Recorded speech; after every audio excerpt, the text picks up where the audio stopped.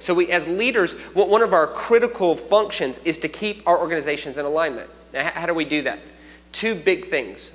The questions you ask and the stories you tell become the value boundaries that let's say it this way. The questions you ask and the stories you tell become the marching orders for your entire organization. It is far easier to lead with questions and stories instead of statements. Statements sound like commands. The questions you ask and the stories you tell reveal and reinforce the values that you're trying to communicate. The easiest way to reveal a value is to ask a question. It's the easiest way to reveal a value. It's also the easiest way to reinforce a value is to ask a question. Confusion ensues when the questions you ask and the statements you make conflict. Let me give you an example from parenting. If you had a kid and this kid is nervous about an exam and he's terrified about it, like you could just tell he's studying hard and whatever, so you try to comfort him and you say, all right, buddy, listen, have you done your best? Question. That question reveals a value that says, I value that you did your best. And then you say something more comforting like, listen, tomorrow when you take that test, all that matters is that you did your best.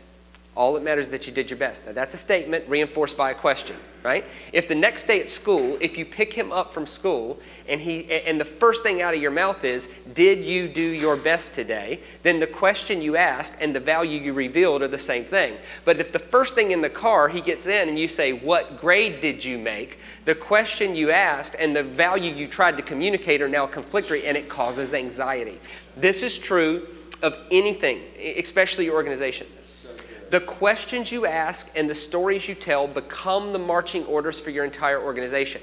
If we can learn to lead with questions, if I was journeying with you for like 4 straight weeks, I would do 4 sessions on must ask questions, questions you must ask in order to lead an organization. Okay? Because the questions you ask and the stories you tell reveal the value of the organization. You saw that in action tonight. Does anybody have a success story? Question, which led to stories. The questions you asked, does anybody have a success story? And the stories you told, success stories, revealed the value of this particular group which is we are here to fellowship and to equip and to resource one another for a greater success so that we can facilitate kingdom resources better. Right? And you didn't have to tell me what you're trying to do. Well, I sort of know, but the truth is that even if I was like clueless, right. If I witnessed that, if I just walked in here off the street and I said, I wonder what this is this AA? Is this, what's going on in here? Right? If I saw a guy go, anybody got a success story? I would immediately think, this group is about some sort of facilitating success. Not because he said, we're about facilitating success here. That's not as effective. Does anybody have a success story? Way more effective. So one of the things that you should do with your management teams or yourself or whatever is sit down and ask yourself, what questions are we asking on a regular basis? Because whatever question you're asking on a regular basis is what your organization thinks is important. Pastors who try to lead their church with statements are spinning their wheels. They're fighting an uphill battle. But pastors who lead their churches with questions, their people get it better. They just get it better. Same thing with your organization. You have to determine the why.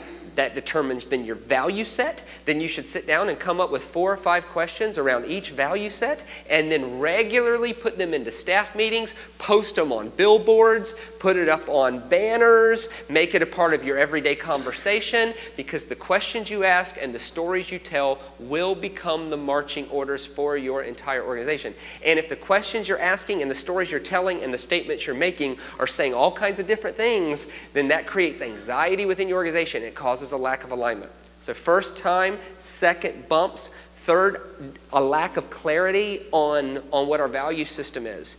Fourth, and the thing I want to focus on tonight is this, is heart conditions that facilitate unhealthy environments. If your heart condition facilitates an unhealthy environment within your organization, a lack of alignment ensues because it gets more and more exhausting. And here's what happens with leaders. As soon as there is an environment in our organizations that is counterproductive, our first inclination, our default button is, if we're a leader, our default button is to step back and go, who's the problem? And so you look at this employee and that employee and this employee and that employee. Sometimes you even call people in and say, hey, there's a morale issue here. Who's starting rumors? What's going on here? And you're trying to get, so our first inclination as leaders is to look outside and say, who, what, is it the system? What's going on that is causing this problem? And I'm here to tell you that that is a good thing to do second. The first thing every leader should do as a default button is ask themselves this question. Do I have a heart problem that is facilitating an environment that is causing this? Come on.